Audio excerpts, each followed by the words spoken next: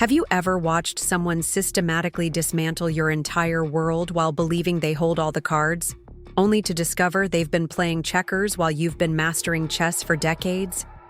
The cruelest part isn't the betrayal itself. It's the arrogance that comes with underestimating exactly who they've chosen to destroy.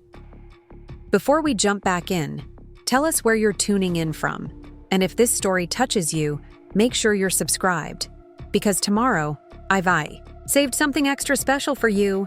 My name is Victoria Chen, and for the past 22 years, I've been the Senior Vice President of International Acquisitions at Meridian Global Holdings, one of the largest private equity firms on the East Coast. What most people don't know, including my now ex-husband, is that I've spent the better part of 2 decades quietly building an empire that exists entirely outside the reach of anyone who might think they know my worth. I met David when I was 26, fresh out of Harvard Business School with an MBA in international finance and a job offer that made my classmates green with envy. He was 31 then, a charming insurance broker with an easy smile and the kind of confidence that comes from never having been truly challenged. We married 2 years later in a ceremony that cost more than most people's annual salary, held at the Ritz-Carlton in Boston overlooking the harbor. For the first decade of our marriage, everything seemed perfect on the surface. David's insurance brokerage grew steadily, and my career at Meridian skyrocketed. By 35, I was managing international portfolios worth hundreds of millions of dollars. By 40, I was overseeing acquisitions across 3 continents. The money flowed in faster than we could spend it, and David seemed content to let me handle our finances while he focused on his clients and his golf game. What David never understood about my work was the level of sophistication required to move money across international borders legally and efficiently. Shell companies, offshore trusts, complex currency hedging strategies. These weren't just tools for avoiding taxes, though that was certainly a benefit. They were instruments of financial architecture that allowed me to build something far more complex than a simple savings account. The first offshore account I opened was in the Cayman Islands in 2018, ostensibly for a client acquisition that fell through. But instead of closing the account, I began feeding it small amounts from consulting fees I earned on weekends, speaking engagements, and investment returns that David never saw. 5,000 here, 10,000 there, amounts that wouldn't show up on our joint tax returns but would compound steadily over time. By 2020, I had expanded into Singapore, Switzerland, and the British Virgin Islands. Each account was perfectly legal, properly reported to the appropriate authorities, but invisible to anyone who didn't know exactly where to look. The beauty of international finance is that complexity itself becomes a form of protection. Most people, including most attorneys, simply don't have the expertise to trace assets across multiple jurisdictions and corporate structures. David knew I was successful at work, of course. He saw the promotions, the bonuses, the occasional business, trips to London or Hong Kong. But he saw these things the way most people see an iceberg, only the tip visible above the surface. He knew I made good money, but he assumed that good money meant what he could see in our joint accounts, our investments, our suburban Connecticut lifestyle. The house we shared in Westport was beautiful, but modest by the standards of my actual wealth. 4 bedrooms, 3 bathrooms, a 2-car garage, and a small pool. Nice enough to impress David's insurance clients, but nothing that would make anyone suspect that the woman living there had quietly accumulated assets worth more than 8 figures across 6 countries. I kept my real financial life completely separate, not out of any grand plan for revenge. I wasn't even unhappy in my marriage then, but out of a deep-seated belief that financial independence was the only true security. My mother had drilled this into me from childhood. She had watched her own mother lose everything when my grandfather gambled away their family business, and she was determined that no daughter of hers would ever be financially dependent on anyone. So even in what I believed was a happy marriage, I built my fortress. Every bonus, every consulting fee, every return on investment that David didn't know about went into the complex web of accounts and trusts I had constructed. By our 15th wedding anniversary, I could have walked away from everything we had built together and maintained a lifestyle that most people could only dream of. The irony is that I had no intention of ever using this financial independence. I was building it the way some people build bomb shelters, hoping never to need it, but grateful to have it just in case. David and I had our issues, of course. He had grown increasingly distant over the years, more interested in his golf buddies than in spending time with me. Our conversations had become perfunctory, focused on household logistics rather than dreams, or plans or any of the things that had drawn us together originally, but I attributed this to the natural evolution of a long marriage. We were both successful professionals in our 40s, busy with our careers and our separate interests. I traveled frequently for work, and David had his social circle of clients and golf partners. It seemed normal, even healthy, to have independent lives within our shared one. The first sign that something was seriously wrong came on a Tuesday evening in March. I had just returned from a week in Singapore where I had been finalizing the acquisition of a manufacturing company that would add $40 million to Meridian's portfolio. I was exhausted but satisfied, looking forward to a quiet evening at home with David, maybe ordering takeout from our favorite Thai restaurant and catching up on the Netflix series we had been watching together. Instead, I walked into a house that felt different. Not obviously different. Nothing was missing or out of place, but the energy had changed. David was in the kitchen, standing by the island with a glass of wine in his hand and an expression I couldn't immediately read. Nervous, maybe. Guilty, definitely. "Welcome home," he said, but there was no warmth in it. "We need to talk." I set down my suitcase and studied his face. In 20 years of marriage, I had learned to read David's moods like weather patterns. This wasn't his usual mild irritation about dishes in the sink or his passive-aggressive complaints about my travel schedule. This was something bigger. "What's going on?" I asked, though part of me already knew I didn't want to hear the answer. He took a long sip of wine before speaking. "I've been thinking about us, about our marriage, about what I want for the rest of my life." The words hung in the air between us like smoke. I felt something cold settle in my stomach, but my expression remained neutral. 20 years of negotiating. Complex deals had taught me never to show my hand too early. "And what have you concluded?"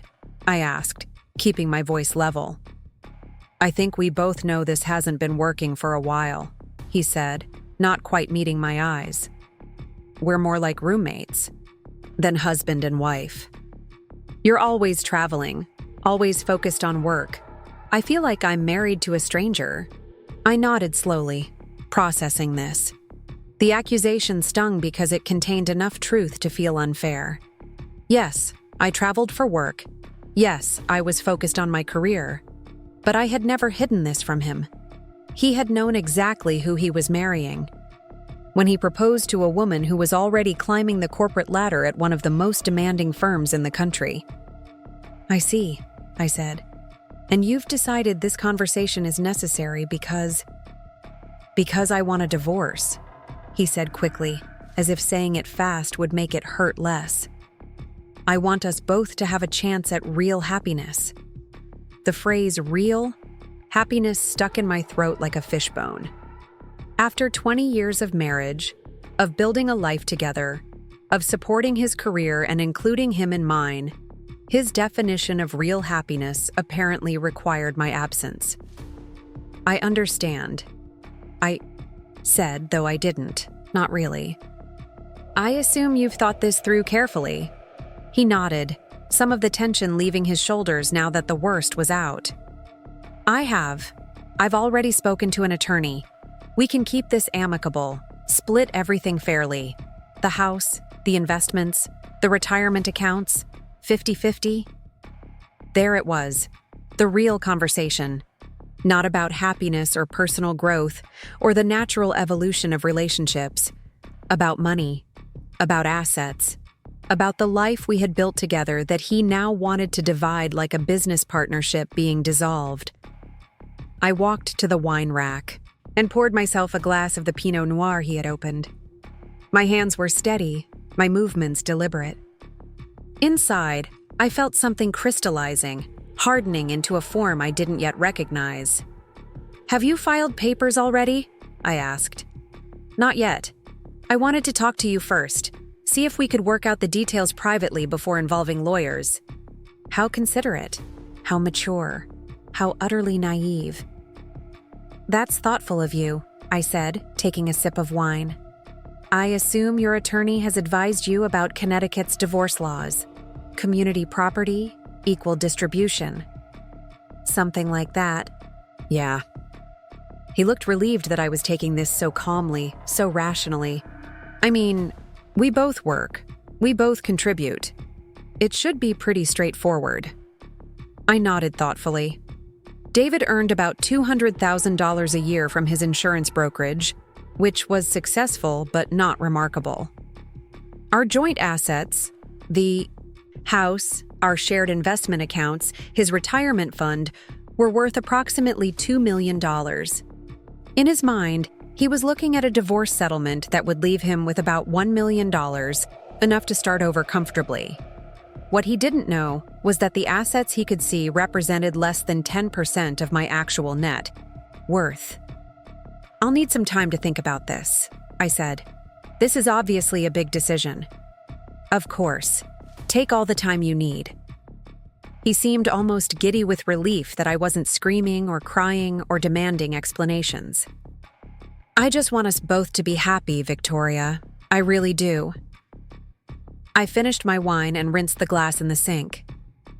"I'm going to stay at the Marriott downtown for a few days while I process this. Give us both some space to think clearly." "You don't have to leave. I can stay somewhere else." "No, it's fine. I prefer hotels when I'm thinking through complex problems. Fewer distractions." That night, in my suite at the Marriott, I sat by the floor-to-ceiling windows overlooking the harbor and made a list. Not an emotional list of grievances or hurt feelings, but a practical inventory of the situation I was facing. David wanted a divorce. He believed our assets were worth approximately $2 million. He expected to receive half of that in the settlement. He had already consulted an attorney, which meant he had been planning this conversation for weeks, possibly months, while I had been traveling and working and believing we had a marriage worth preserving. What he didn't know was that I had been building financial independence for over a decade. What he couldn't know was that the woman he was planning to divorce had the resources to make his life very complicated if she chose to do so. Preparing and narrating this story took us a lot of time, so if you are enjoying it, subscribe to our channel. It means a lot to us. Now back to the story. But more than that, what he apparently didn't suspect was that there might be another reason for his sudden desire for independence. A reason that would make this conversation about much more than just two people growing apart. I opened my laptop and began making some calls. Not to divorce attorneys, not yet, but to people who specialized in a different kind of investigation. Private investigators who worked with high-net-worth individuals facing complex personal situations. People who understood that before you make any major decisions, you need to understand exactly what game you're playing and who all the players are.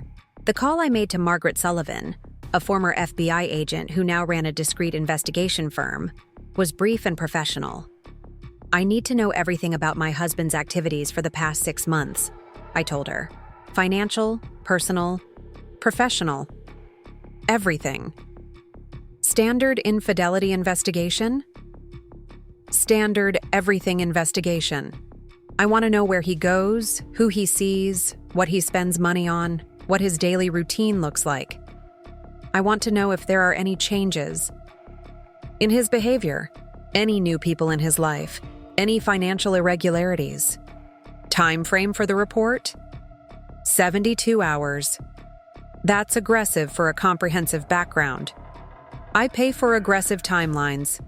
I hung up and made my second call, this one to James Morrison, my attorney. Not a divorce attorney, James. specialized in international corporate law, and had helped me structure many of my offshore holdings. He understood the complexity of my financial situation better than anyone. "James, I need you to prepare a complete asset inventory," I said. "Everything, all jurisdictions, all entities, current valuations, and I need you to recommend the best divorce attorney in Connecticut." Divorce attorney? James had known me for over a decade, had watched me build my financial empire with methodical precision. "Victoria, what's going on?" "My husband has decided he wants to dissolve our marriage. He believes our marital assets are worth about $2 million and should be split equally." A long pause. "And he doesn't know about the other assets?" "He doesn't know about any of it. The Cayman accounts, the Singapore Trust, the Swiss holdings, the BVI corporations, none of it."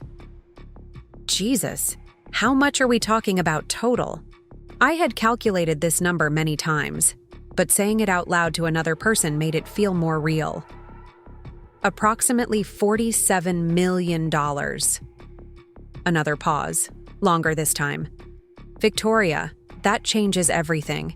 If he doesn't know about those assets, and they were acquired during the marriage using income earned during the marriage, he could have a legal claim to half of everything. Which is why I need the best divorce attorney in the state. Someone who understands international holdings and complex asset structures. Someone who can protect what I've built." "I'll make some calls. But Victoria, you need to be prepared for the possibility that this gets very complicated very quickly.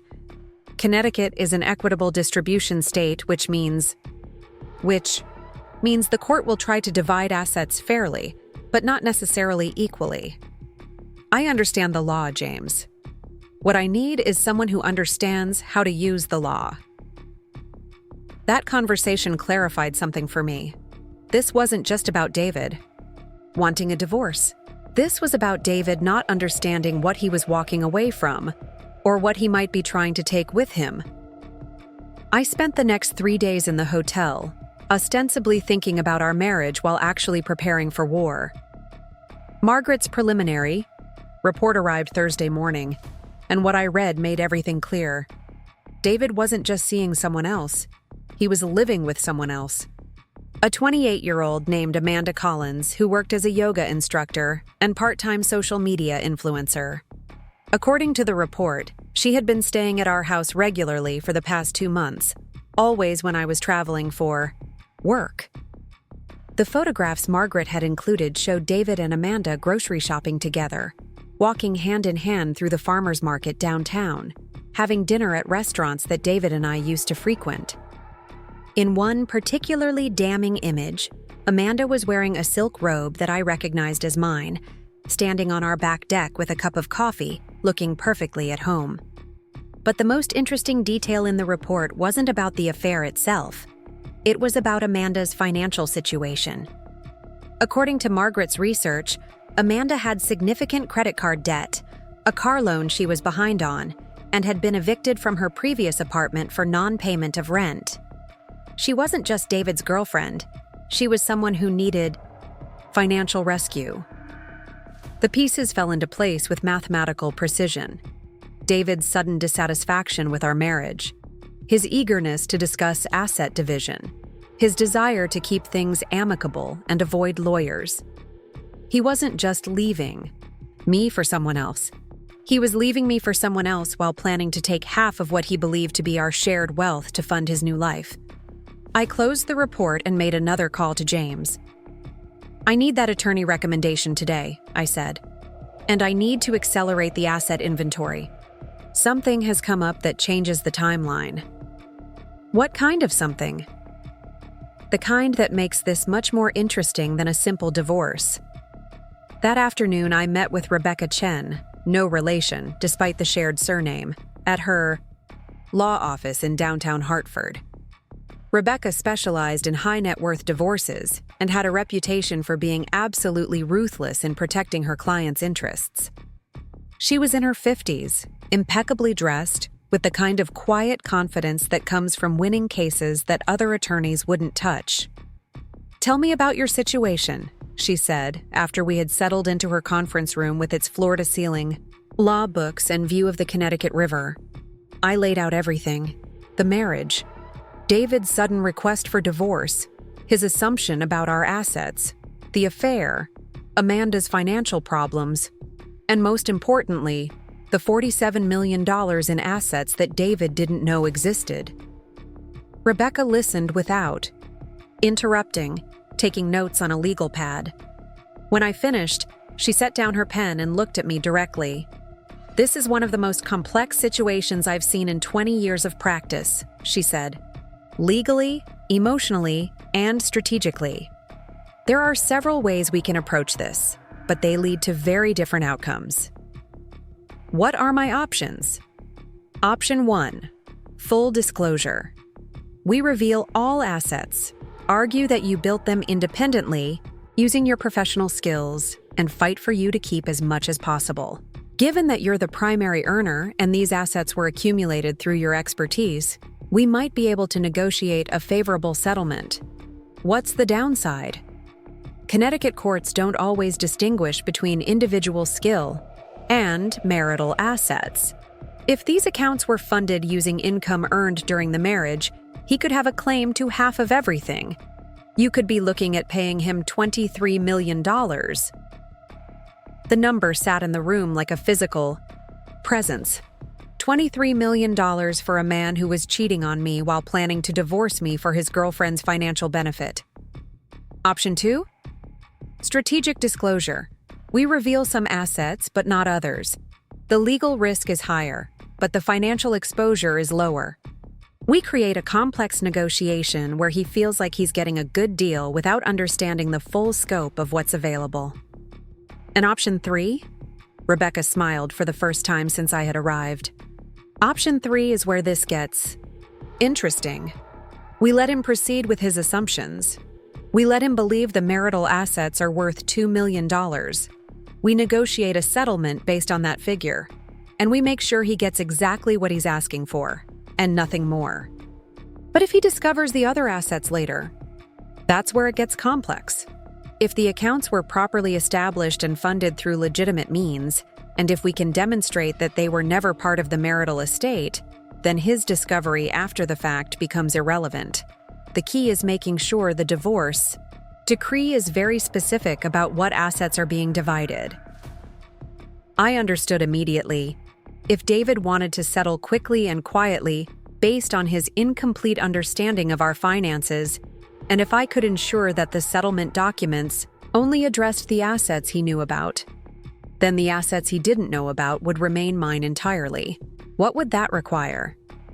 Extreme precision in documentation, complete secrecy about the offshore holdings until after the divorce is finalized, and a level of strategic thinking that treats this divorce like a complex business negotiation rather than an emotional process. I've been treating complex business negotiations as complex business negotiations for 20 years. Then we need to talk about execution, because if we're going to do this, we need to do it perfectly. One mistake, one discovered document, one suspicious transaction, and the entire strategy collapses. I spent the next week living in the hotel while Rebecca and James worked together to develop what they called the most comprehensive pre-divorce asset protection strategy they had ever designed. It was like planning a military campaign, with contingencies and fallback positions and carefully orchestrated moves designed to achieve a specific outcome. The core of the strategy was elegant in its simplicity. David believed our marital assets totaled approximately $2 million. These assets were legitimate, clearly documented, and indisputably marital property. If he wanted to divorce me and split these assets equally, I would agree to exactly that. The $47 million in offshore accounts would remain completely separate. These funds had been accumulated using income that was mine alone, bonuses, consulting fees, investment returns that had never been part of our joint financial life. They existed in legal structures that predated the marriage, or had been established using funds that could be traced to my individual efforts.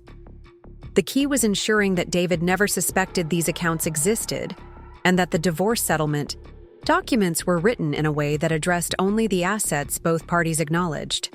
When I finally returned home the following Friday, David was waiting with flowers and what he probably thought was a conciliatory expression. "I missed you," he said, which was almost certainly true, but for reasons he didn't want to discuss. "Have you had time to think about everything?" "I have," I said, accepting the flowers with a small smile. "And I think you're right. We both deserve to be happy." The relief on his face was almost comical. He had been prepared for tears, arguments, emotional manipulation. Instead, he was getting rational agreement from a woman who understood business negotiations. "I'm glad you see it that way," he said. "So you're okay with moving forward?" "I am. I've spoken to an attorney just to understand the process. She says we can do this collaboratively if we both agree on the basic terms." "That sounds perfect. What did she recommend?" This was the crucial moment, the setup that would determine everything that followed. She suggested we start by making a complete inventory of our assets, everything we own together, so we can discuss how to divide it fairly. David nodded eagerly. "I actually started working on that already. I have most of it figured out." He pulled out a folder from the kitchen counter, clearly prepared for this conversation. Inside was a handwritten list of our joint assets. The house, currently worth about $800,000. Our joint investment accounts worth about $400,000. His retirement fund from the insurance brokerage, worth about $300,000.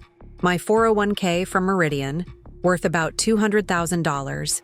And various smaller accounts and possessions that brought the total to just over $2 million. It was a thorough and accurate accounting of everything David knew about. And it represented less than 5% of my actual net worth. "This looks comprehensive," I said, reviewing his list carefully. "I think you've captured everything significant." "So we're looking at splitting about $1 million each, maybe a little more depending on the final valuations." "That seems fair," I agreed. "Though I'd like to keep the house if possible. It has sentimental value for me." David's expression brightened considerably. The house was our largest single asset, but it also came with a mortgage and ongoing expenses. If I wanted to keep it and buy out his share, he would get cash instead of property. For someone planning to start a new life with a financially struggling girlfriend, cash was much more useful than real estate. "I think we can work something out," he said. "Maybe you take the house and the mortgage, and I take a larger share of the liquid assets to balance it out." "That could work. We should probably formalize this arrangement quickly, don't you think? Get the paperwork done before either of us changes our mind or things get complicated." "Absolutely. The sooner, the better." And just like that, David had agreed to a settlement that would give him approximately $1 million in cash and assets, while believing he was getting exactly half of everything we owned together. What he didn't know was that I had just agreed to pay him less than 3% of my actual wealth to go away forever. The divorce papers were filed 2 weeks later, with Rebecca representing me and a modest family law attorney representing David. The proceedings moved with remarkable speed, aided by our apparent mutual agreement on all major issues and David's eagerness to finalize everything quickly. Throughout the process, I maintained the persona of a woman who was sad about the divorce, but committed to handling it maturely. I attended mediation sessions, signed documents, and participated in settlement conferences with the demeanor of someone who was losing half of everything she had worked for, but was trying to be gracious about it. David, meanwhile, grew increasingly excited as the final settlement date approached. He had already put a deposit down on a condominium in the trendy part of downtown, apparently planning to move in with Amanda once our house sale was finalized. He talked about his plans for starting fresh and building something new, with the enthusiasm of someone who believed he was about to become independently wealthy. The final settlement conference was held on a Thursday morning in May at Rebecca's office. David arrived with his attorney, looking confident and relaxed. I arrived looking appropriately somber for someone who was about to lose half of everything she owned. The settlement documents were exactly as Rebecca and I had planned. David would receive $500,000 cash from the sale of our house, plus approximately $400,000 from our joint investment accounts, plus his full retirement fund.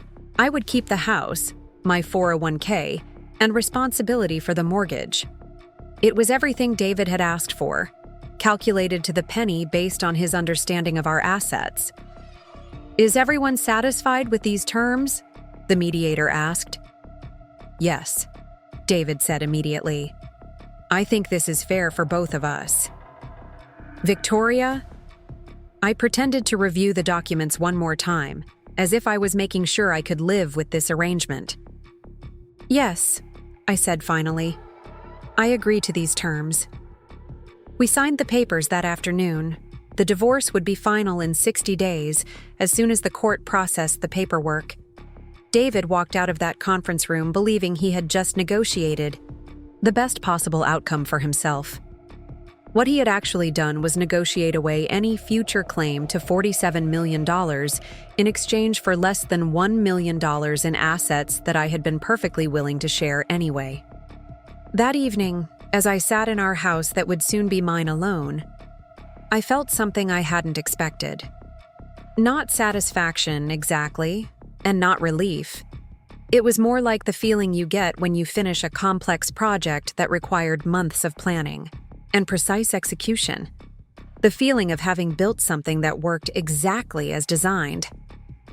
David packed his personal belongings over the next 2 weeks, preparing for his move to the downtown condominium. Amanda helped, and I watched through my home office window as she loaded boxes into David's car with the enthusiasm of someone who believed she was moving into a much more prosperous lifestyle. On his last day in the house, David knocked on my office door. "I just wanted to thank you," he said, "for handling this so well. I know it wasn't easy." "No," I agreed. "It wasn't easy. But I think we both made the right choice. Sometimes people just grow apart, you know? Sometimes the best thing you can do is give each other the chance to find happiness somewhere else." I nodded thoughtfully. "Sometimes the best thing you can do is let people have exactly what they ask for." He smiled, not understanding that there was a difference between those two statements. "I hope you find what you're looking for, David. I think I already have." After he left, I walked through the house that was now completely mine. Porche. Bedrooms, 3 bathrooms, a 2-car garage, and a small pool. Nice enough to impress insurance clients, but nothing that would make anyone suspect that the woman living there had just become one of the wealthiest divorced women in Connecticut. I opened a bottle of champagne that night, not to celebrate the end of my marriage, but to celebrate the successful completion of the most complex negotiation of my career. I had protected $47 million in assets while paying my ex-husband less than 3% of their value to disappear forever. But more than that, I had given David exactly what he had asked for, the freedom to be happy with someone else, funded by what he believed was half of everything we had built together. He just had no idea how little he actually knew about what we had built.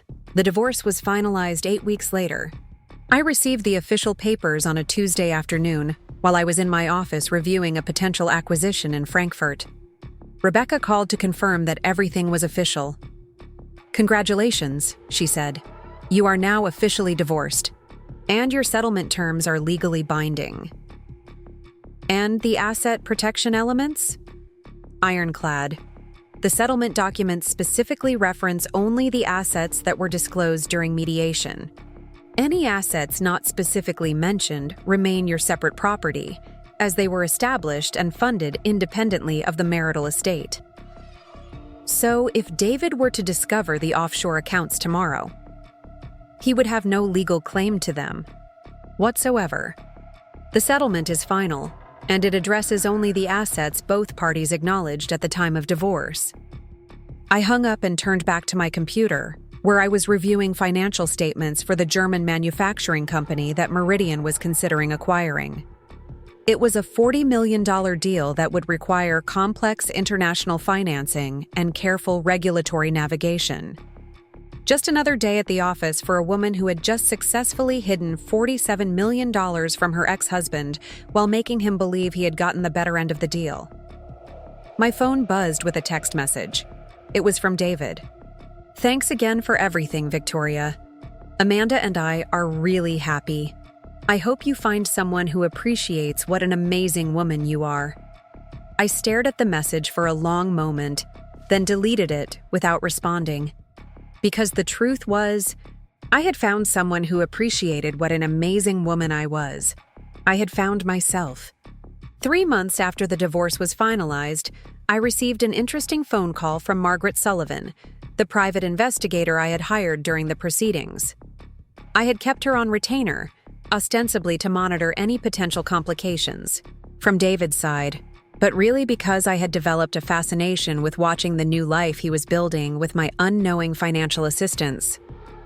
"Victoria, I have some updates that I think you'll find illuminating," Margaret said during our monthly check-in call. "Your ex-husband and his girlfriend have been quite busy. I was in my home office reviewing quarterly reports from my Singapore holdings while enjoying my morning Earl Grey. The Connecticut autumn was spectacular this year, all burgundy and amber against a crystalline blue sky. My house felt different now that it was truly mine, more spacious somehow, as if David's presence had been taking up more room than I had realized. "Tell me everything," I said, settling back in my leather chair. "Well, they've settled into the downtown condominium, as expected. But their financial situation is more interesting than we initially thought. Amanda's debts are actually worse than our original assessment showed. She owes approximately $80,000 across 7 credit cards, plus another $40,000 in student loans for a yoga certification program she never completed." I made a note on my pad. $120,000 in debt for someone whose primary income came from teaching yoga classes at $25 per session and posting lifestyle content on Instagram to her 3,000 followers. And David's contribution to this situation? He's been very generous, paid off her car loan immediately, about $15,000, cleared 2 of her credit cards, another $20,000, set up a joint checking account with $50,000 for what he calls their Fresh Start Fund. He's also paying the full rent on the condominium, which runs $4,000 a month. I did the mental arithmetic. David had received approximately $900,000 from our divorce settlement after taxes and legal fees. In 3 months, he had already spent or committed nearly $150,000 on Amanda's financial rehabilitation and their new lifestyle. What about his insurance business? That's where it gets interesting. His client base has been steadily declining since the divorce. Apparently, several of his larger commercial accounts were actually connections through your professional network. Once word got out about the divorce, some of those relationships became uncomfortable. This was news to me, though it made sense in retrospect. David had always been good at leveraging my success for his own business development. Partners at companies I worked with, executives from firms we had acquired, colleagues from my Harvard business school network who needed commercial insurance. I had never thought about how much of his client base was actually an extension of my professional relationships. How significant is the decline? His revenue is down about 40%. From last year, he's had to let go of his office assistant and is now working out of a smaller space. Amanda has been helping with administrative tasks, though her lack of experience in insurance is apparently causing some client service issues. I found myself smiling.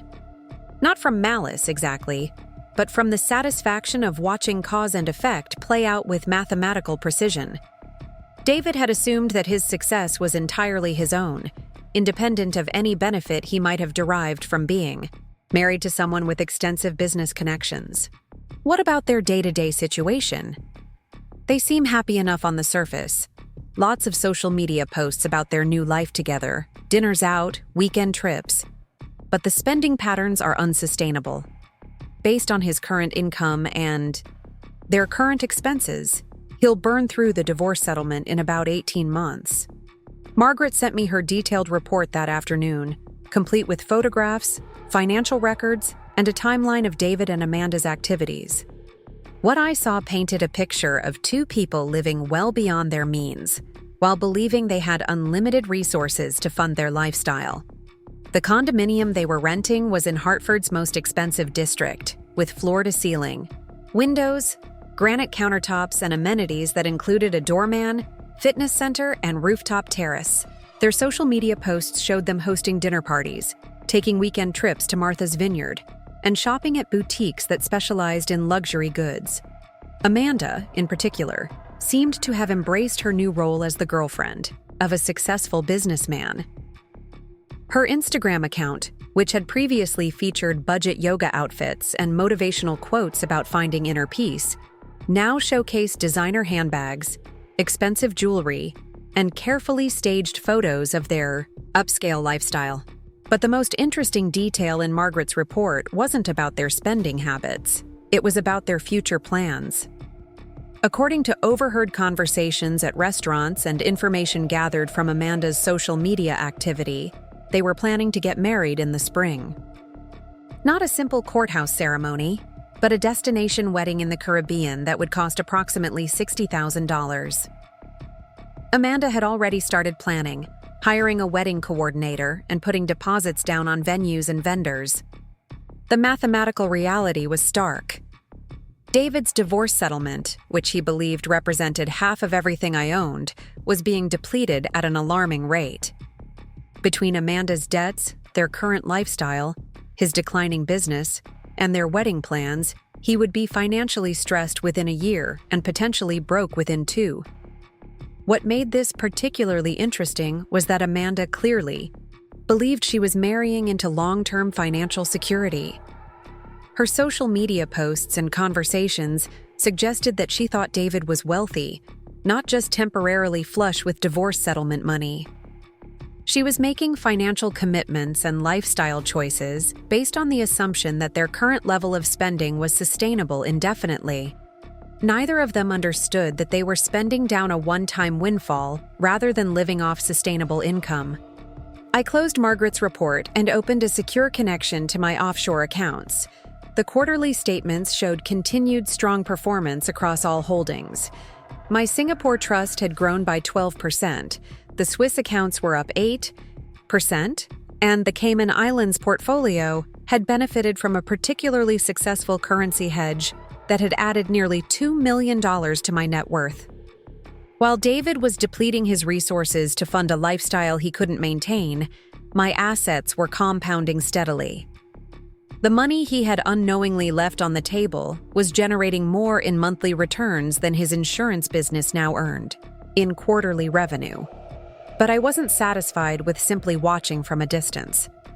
David's situation was the natural consequence of his choices, but Amanda's situation was more complex. She had unknowingly become part of a financial equation that she didn't understand, and her future was now tied to resources that were far more limited than she realized. I made a decision that afternoon that would change the trajectory of everything that followed. I was going to accelerate the timeline of their financial education. My first move was subtle and completely legal.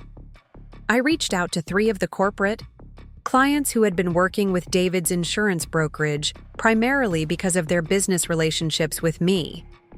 I didn't ask them to cancel their policies or make any sudden changes. I simply informed them, in casual conversations, that David and I were no longer married, and that any professional courtesy they had extended to him based on our relationship was no longer necessary. 2 of the 3 companies switched insurance, brokers within 6 weeks. The third reduced their coverage significantly, moving their larger policies to a firm that specialized in their industry. David's business income dropped by another 20% almost immediately. My second move was more strategic. Through my network at Meridian, I learned that Amanda was actively looking for higher-paying work to supplement her yoga instruction income. She had applied for several positions at marketing agencies and lifestyle brands, hoping to leverage her social media experience into a more substantial career. I made some discreet inquiries and discovered that one of the companies she had applied to, a boutique marketing firm called Elevate Creative, was owned by someone who had been a client of mine for years. Not directly, but through a complex acquisition structure that had been finalized 18 months earlier. I scheduled a lunch meeting with Sarah Martinez, Elevate's founder, ostensibly to discuss potential expansion opportunities for her company. "Sarah, I understand you're looking to hire someone for your social media and lifestyle marketing division," I said over salads at a restaurant that overlooked the Connecticut River. "We are. The market is really growing, especially in the wellness and lifestyle sectors. We need someone who understands the influencer economy and can help our clients build authentic brand partnerships. Have you found the right candidate?" "We've interviewed several people. There's one woman who seems promising, Amanda Collins. She has some interesting ideas about content strategy, though her professional experience is limited." I nodded, thoughtfully. "What kind of growth are you projecting for that division? If we hire the right person, we could see 30 to 40% growth in that sector within 2 years. It's really about finding someone who can work with our existing clients and help them develop more sophisticated digital marketing strategies." That sounds promising. What would the compensation structure look like for someone in that role? "We're thinking $60,000 base salary, plus commission on new business development. For the right person, it could be quite lucrative." $60,000 plus commission was significantly more than Amanda was earning from yoga instruction, but it was far less than she would need to maintain the lifestyle she and David had been building. It was also the kind of job that would require her to work standard business hours, reducing her flexibility and potentially creating tension in her relationship with David. "I hope you find the right fit," I said. "Growing businesses need people who understand the long-term view." 3 weeks later, Amanda was offered the position at Elevate Creative. According to Margaret's surveillance, she and David celebrated, with an expensive dinner and a weekend trip to Boston that cost nearly $3,000. What they didn't discuss, apparently, was how her new job's income requirements would affect their financial planning. Amanda's new salary would cover her personal expenses and allow her to start paying down her remaining debt, but it wouldn't contribute significantly to their joint lifestyle costs. David would still be responsible for the rent, utilities, and most of their entertainment expenses, while his own income continued to decline. The pressure was starting to show in small ways. Margaret's reports noted that they had canceled a planned vacation to Europe, ostensibly because of Amanda's new job responsibilities, but more likely because of cost concerns. Their dinner-out frequency had decreased, and David had been seen shopping at discount grocery stores instead of the upscale markets they had previously favored. Meanwhile, their wedding planning continued at full speed. Amanda had booked a venue in St. Thomas for the following April, requiring a 50% deposit that David had paid using credit cards since their cash reserves were running low. The wedding photographer, caterer, and band had all received deposits as well, creating financial obligations that totaled nearly $40,000 before any guests had been invited. But the most interesting development came in November, 6 months after our divorce was finalized. Margaret called with news that changed my entire understanding of David and Amanda's situation. "Victoria, we have a significant development. Amanda is pregnant."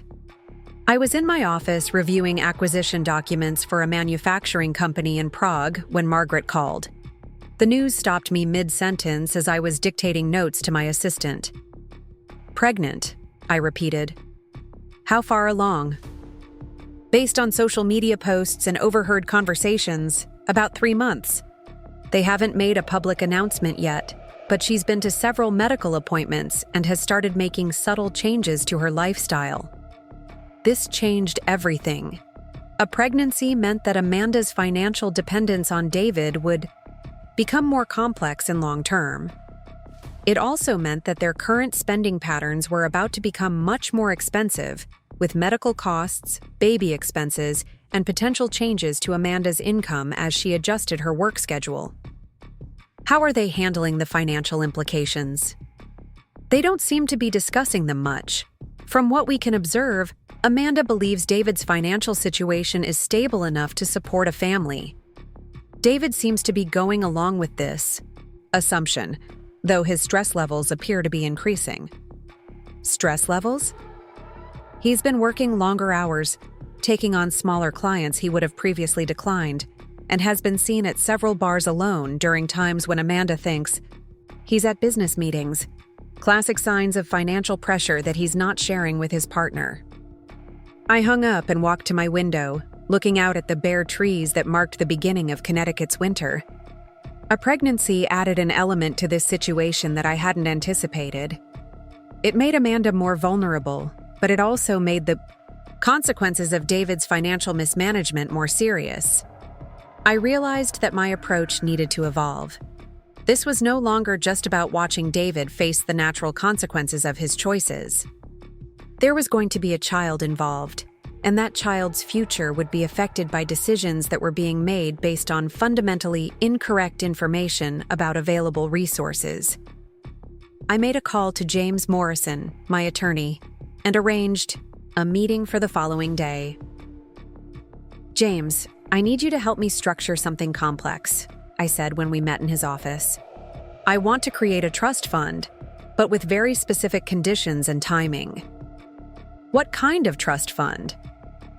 "For a child who hasn't been born yet, whose parents don't understand their actual financial situation. I want to ensure that this child has educational and medical resources available, but I want the funding to be completely independent of the parent's knowledge or control." James looked at me carefully. "This is about your ex-husband and his girlfriend. This is about a child who didn't choose their parents' financial decisions.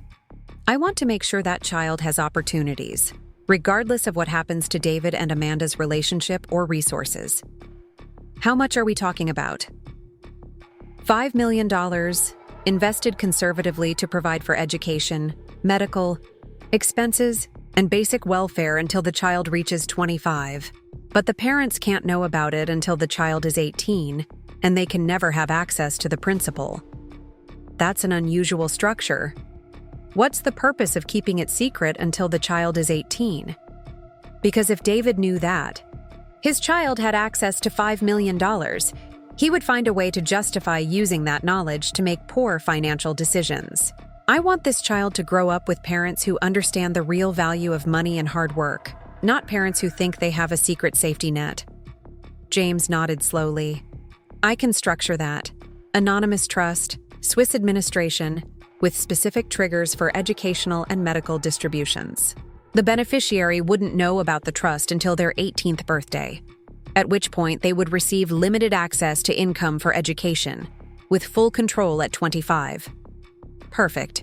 And James, I want this completely separate from my other holdings. If something happens to me, this trust continues independently. Understood. Any particular reason for the 25-year age limit?" "Because that's old enough to have learned whether money is a tool or a crutch. If David's child inherits financial independence at 25, they'll be old enough to use it wisely." The trust was established within 3 weeks, funded with a wire transfer from one of my Swiss accounts, and administered by a bank that specialized in anonymous philanthropic vehicles.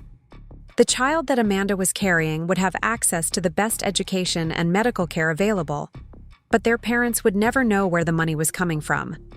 It was the most generous thing I had ever done, and also the most strategic. Because regardless of how David and Amanda's financial situation played out, their child would have real opportunities funded by money that David had unknowingly walked away from. As winter settled over Connecticut, Margaret's reports painted a picture of increasing strain in David and Amanda's relationship. The pregnancy had brought morning sickness that interfered with Amanda's new job performance, leading to concerns from her supervisors about her reliability. David's business continued to decline, and he had been forced to move to an even smaller office space to reduce overhead costs. Their social media posts became less frequent and more carefully staged, suggesting that their lifestyle was becoming harder to maintain. The expensive dinners and weekend trips were replaced by more modest activities, though they still maintained the appearance of prosperity for their online followers. In December, exactly 8 months after our divorce was finalized, David made a decision that demonstrated just how little he understood about his financial situation. He borrowed against his retirement account to cover their wedding expenses and baby preparations, apparently believing that his business income would allow him to repay the loan easily. This was the kind of financial decision that would have lasting consequences for decades.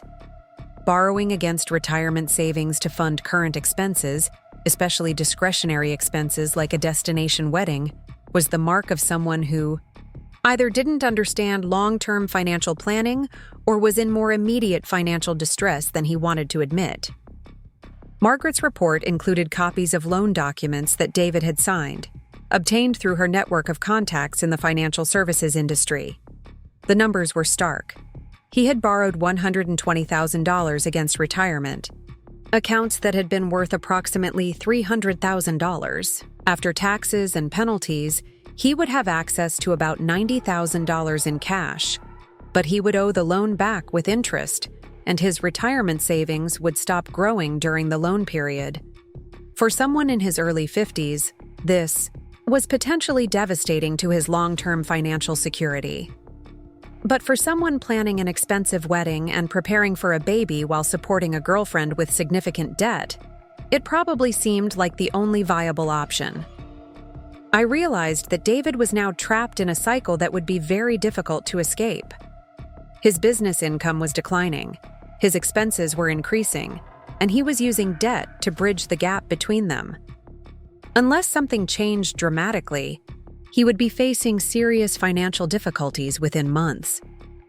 But Amanda was still planning a wedding that would cost more than many people's annual salaries, and she was preparing for a baby that she assumed would be supported by the kind of financial resources that simply no longer existed. The final piece of information in Margaret's December report was the most telling. David had been seen meeting with a bankruptcy attorney, though he hadn't disclosed this to Amanda. The consultation had lasted 2 hours, and David had left with a folder full of documents about debt restructuring and asset protection. He was exploring bankruptcy as an option, less than a year after believing he had negotiated a favorable divorce settlement that would secure his financial future. That night, I sat in my study with a glass of wine, reading through Margaret's complete file on David and Amanda's situation. The progression was almost textbook.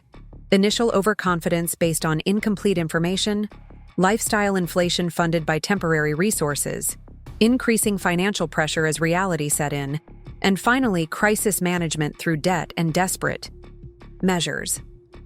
David had received approximately $900,000 from our divorce settlement.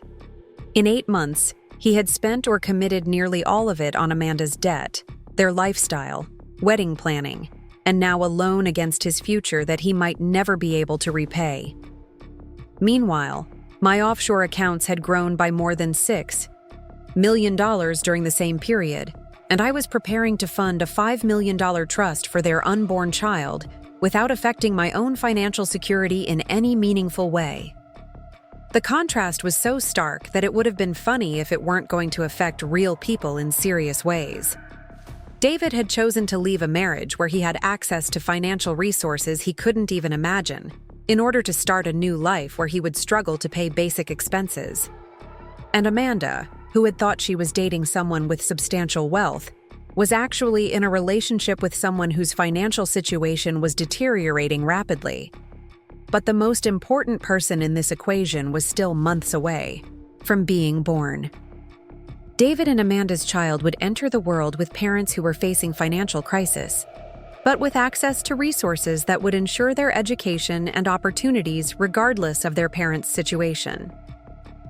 I closed Margaret's file and walked to my safe, where I kept copies of all the trust documents. Inside was also a sealed envelope containing a letter I had written to David and Amanda's child to be delivered on their 18th birthday along with the trust information. The letter explained in simple terms that their education and welfare had been secured by someone who believed that every child deserves opportunities, regardless of their parents' choices. It didn't mention my name or relationship to their father. It simply stated that someone had cared enough about their future to make sure they would have choices.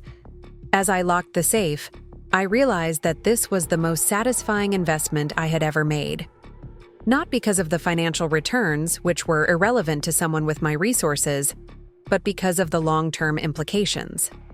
David's child would grow up understanding the real value of money because their parents would be forced to live within their actual means. But when they turned 18, they would discover that education and opportunity were available to them, funded by the very resources their father had unknowingly given up. It was justice and generosity combined in a way that would provide consequences for David's choices while protecting an innocent child from those same consequences.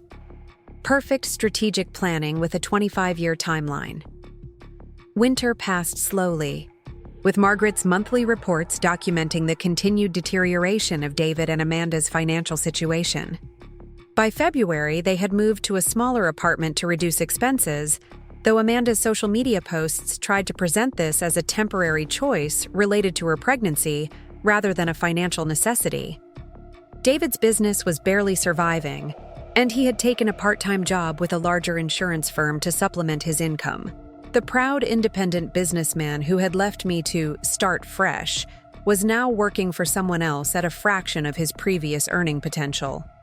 In March, 1 month before their planned wedding, Amanda discovered David's bankruptcy consultation. According to Margaret's sources, their argument was loud enough to be heard by neighbors, and Amanda spent 3 days at her sister's house before returning to discuss realistic financial planning. The destination wedding was canceled, replaced by a simple ceremony at a local venue that would cost less than $5,000. The deposits they had paid for the Caribbean wedding were forfeit, representing another $30,000 lost to poor financial planning. But they were still going through with the marriage, and Amanda was still pregnant.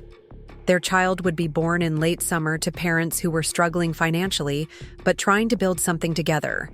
I found myself hoping that they would succeed, not because I felt any lingering attachment to David, but because their child deserved parents who could provide stability and love, even if they couldn't provide wealth.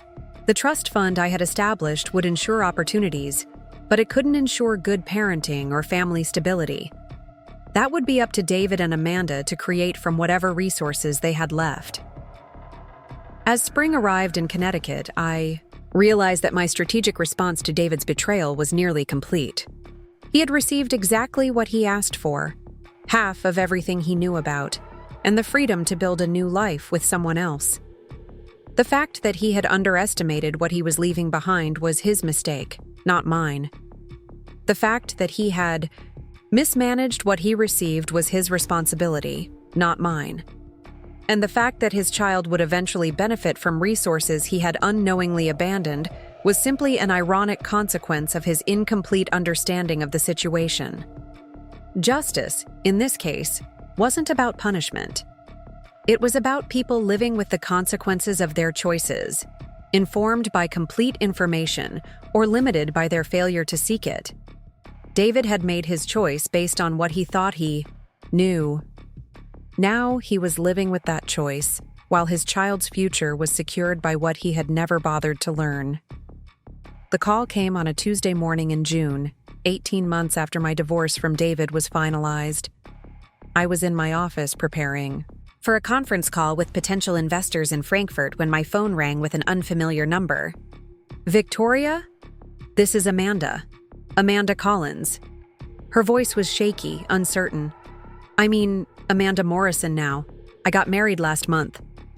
I set down my coffee and gave her my full attention. In all the months that Margaret had been providing surveillance, reports Amanda had never attempted to contact me directly. This was either desperation or something more strategic. "Hello, Amanda. What can I do for you?" "I know this is awkward, calling you like this.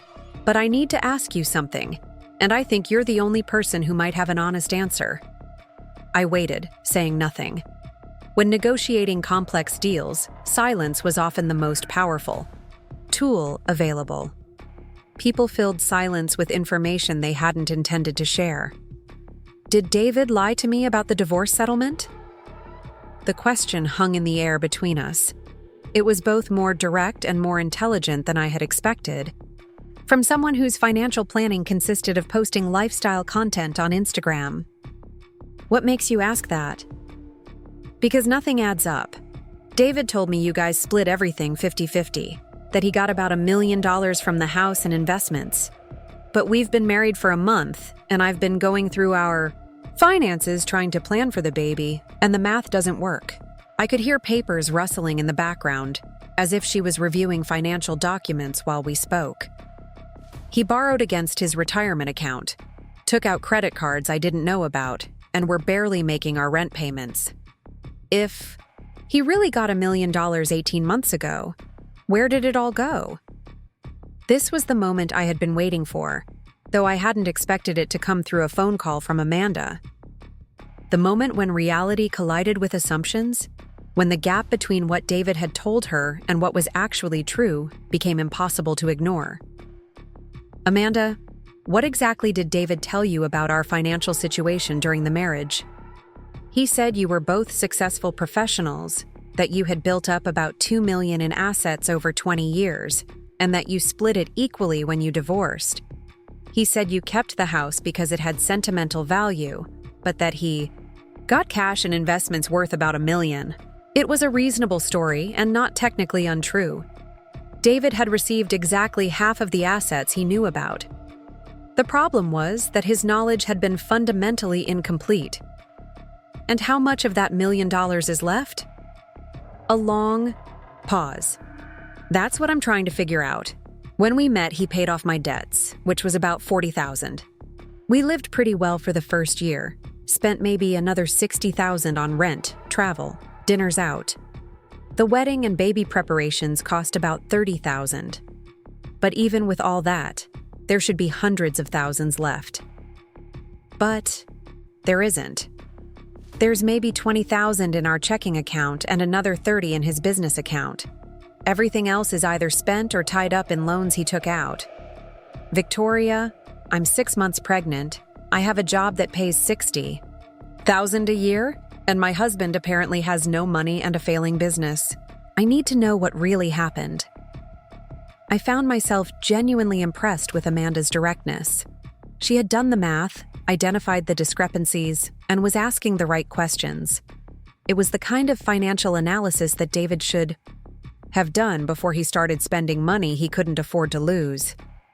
"Amanda, what I'm about to tell you might be difficult to hear, but you deserve to know the truth about your financial situation. Please, I need to understand what I'm dealing with." David received exactly what he negotiated for in our divorce settlement.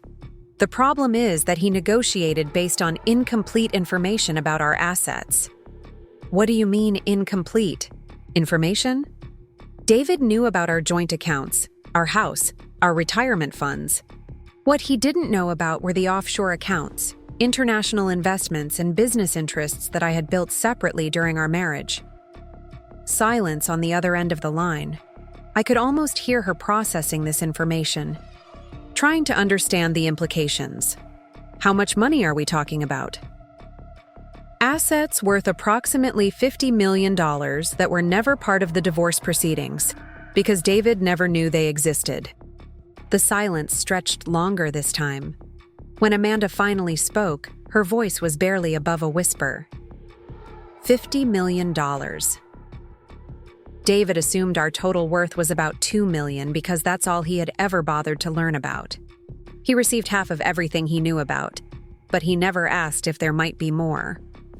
Jesus Christ.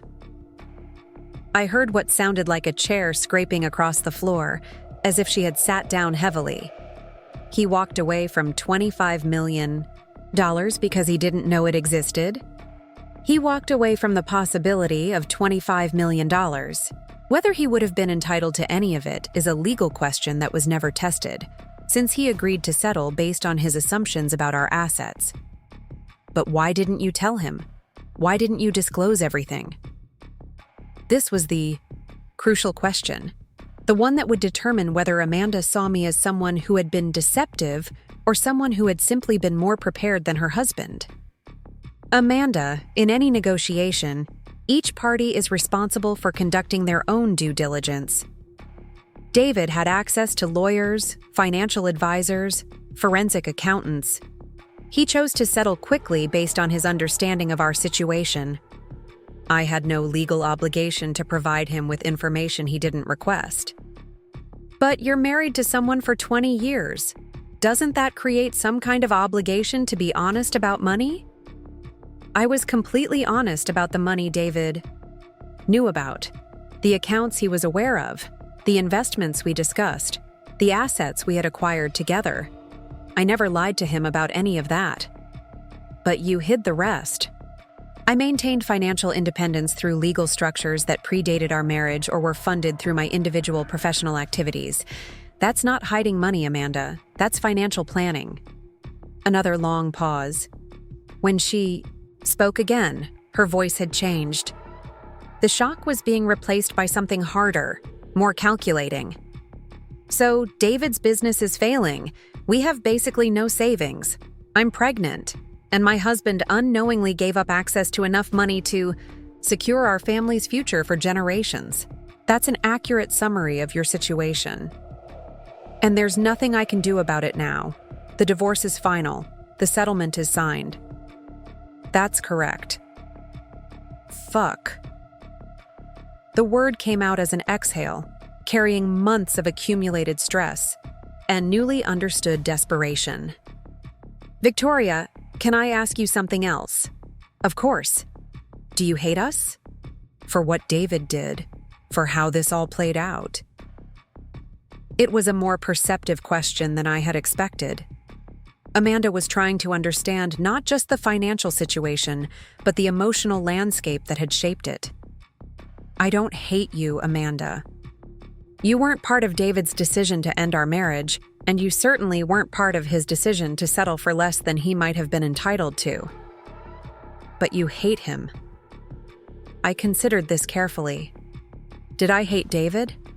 18 months ago, I might have said yes. The betrayal, the affair, the assumption that he could discard 20 years of marriage and walk away with half of everything I had built. But watching him struggle with the consequences of his choices had been more satisfying than any hatred could have been. I think David got exactly what he asked for, I said finally. He wanted freedom from our marriage and half of what he believed we had built together. He received both of those things. Even though he didn't understand what he was giving up. Understanding the full scope of a situation before making major decisions is part of being an adult, Amanda. David made adult choices. Now he's living with adult consequences. And what about me? What about our baby? We're living with the consequences of decisions we didn't even know he was making. This was the heart of the matter. The reason I had established the trust fund, the reason I had been tracking their situation through Margaret's reports. Amanda and her child were collateral damage in David's miscalculations. Amanda, you're an intelligent woman who married someone without fully understanding his financial situation. That was your choice to make. But your child didn't choose any of this. What does that mean? It means that while you and David will need to figure out how to build a life within your actual means, your child will have opportunities available that you don't know about yet. I don't understand. When your child turns 18, they will receive information about an educational trust that was established in their name. Full college tuition, graduate school if they choose, medical. Expenses, and eventually access to enough money to ensure they never face the kind of financial stress you're experiencing now. The silence that followed was so complete, I wondered if the call had been disconnected. Victoria, I said finally, you set up a trust fund for my baby? Her voice was barely audible. I set up a trust fund for a child who deserves opportunities, regardless of their parents' financial decisions. The child will never know where the money came from, and neither you nor David will ever have access to it. But it will be there when they need it for education and eventually for financial independence. How much money? Enough. The child will never want for educational opportunities or basic security. Why would you do that? It was a fair question, one I had asked myself many times while establishing the trust. Because that child is going to grow up with parents who understand the real value of money, who will teach them about hard work and financial responsibility. But they shouldn't be limited by David's mistakes or your current situation. They should have choices. David is going to lose his mind when he finds out about this. David will never find out about this unless you tell him, and I would strongly advise against that. Why? Because if David knows his child has access to money, he will find ways to justify making poor financial decisions based on that knowledge. The child will benefit most if their parents believe they need to be financially responsible for their own futures. Amanda was quiet for a long time. When she spoke again, her voice had a different quality, more thoughtful and less desperate. So you're saying I need to plan for a future where David and I have to support ourselves and our child on what we actually earn, not on what we thought we had. That's exactly what I'm saying. And David's business is failing, our savings are gone, and we have about 8 weeks before the baby is born. Those are the facts of your situation. Do you have any advice for someone in my position? The question surprised me. After everything that had happened, after all the ways the situation had unfolded, Amanda was asking me for guidance. It showed a level of pragmatism that I found genuinely admirable. Stop living in the past, I said. Stop thinking about what David might have had or could have negotiated differently. Focus on what you actually have and what you can realistically build from here. Which is what exactly? You have a job that pays $60,000 a year and skills that could potentially be developed into something more lucrative. David has insurance industry experience and connections, even if his independent business is struggling. You're both healthy, educated people in your 30s. You're not starting from nothing. It feels like nothing compared to what we thought we had. That's because you were living in a fantasy based on incomplete information. Now you're dealing with reality. Reality is more limiting than fantasy, but it's also more reliable. What would you do if you were in my situation? I would make a budget based on your actual income and stick to it religiously. I would look for ways to increase income that don't require major capital investment. I would cut expenses to the bone until your financial situation stabilized, and I would focus on building something sustainable rather than trying to maintain a lifestyle you can't afford. That sounds like a pretty dramatic change from how we've been living. Dramatic changes are sometimes necessary when reality diverges significantly from expectations. And David? How do I handle the fact that my husband made decisions that cost our family millions of dollars? This was the most important question she had asked, because the answer would determine whether their marriage had any chance of surviving the financial pressure they were facing. That depends on whether David is capable of learning from his mistakes or whether he's going to spend the rest of his life making excuses for them. What do you mean? Some people, when they realize they've made a major error, use that realization to become more careful and thoughtful about future decisions. Other people become defensive and blame everyone except themselves. If David can acknowledge that he settled too quickly based on incomplete information, you can probably work together to build something stable. If he's going to spend your marriage blaming me for not giving him information he never asked for, you're going to have problems that go beyond money.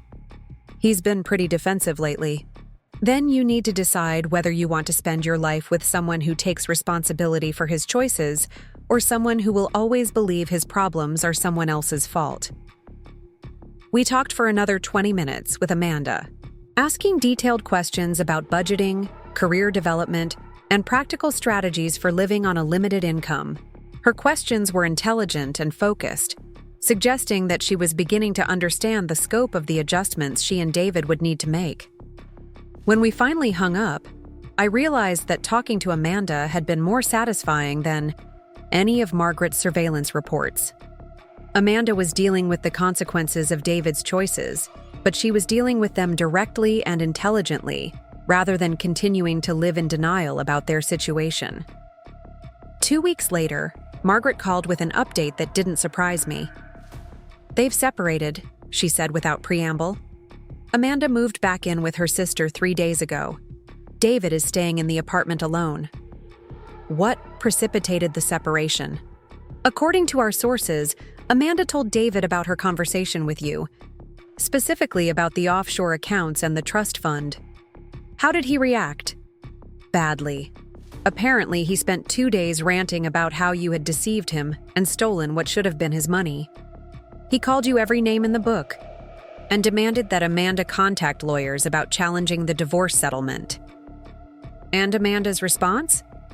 She told him that the time to hire lawyers and conduct due diligence was before he signed the settlement, not 18 months later. She said she wasn't interested in spending what little money they had left on legal fees for a case they couldn't win. Smart woman. There's more. David apparently suggested that they could use the trust fund money for current expenses, maybe borrow against it or find a way to access it early. Also predictable. Amanda refused. She told him that their child's education fund wasn't going to be used to bail them out of financial problems caused by his poor planning.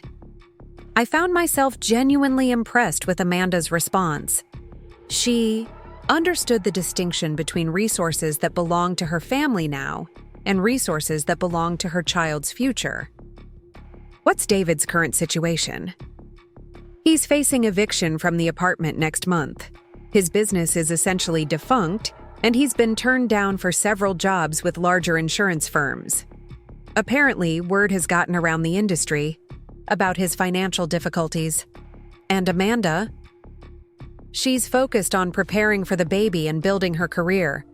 She got a promotion at the marketing firm, which comes with a salary increase to $75,000. She's also been taking online courses in digital marketing strategy. So Amanda is adapting to reality while David is still fighting it.